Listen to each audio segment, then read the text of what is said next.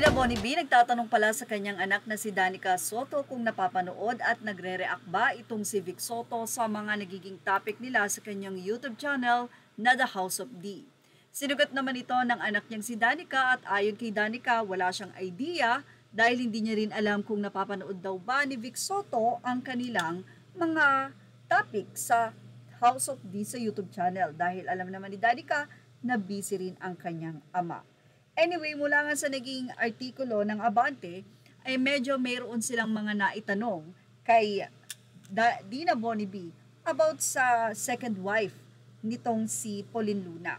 Isa sa tinanong nila kung sakali daw ba na papayag itong si Dina Bonnevie na mag-guest si Pauline Luna at Vic Soto sa kanyang YouTube channel at ma-interview ang dalawa.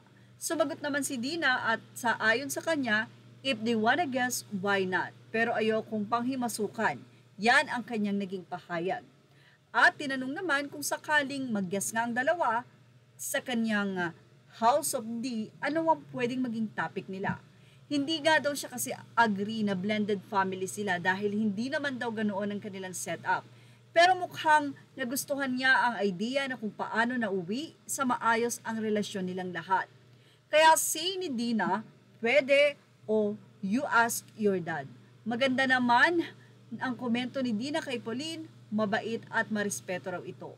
Pauline is very nice naman to me, magalang siya and there's never an occasion na hindi niya inilapit sa akin si Tali, si Mochi, kailan ko nakilala sa birthday. She still acknowledges the fact na ito ang unang asawa ng asawa ko and ito ang nanay ng anak ng asawa ko, so I don't have any issue with her.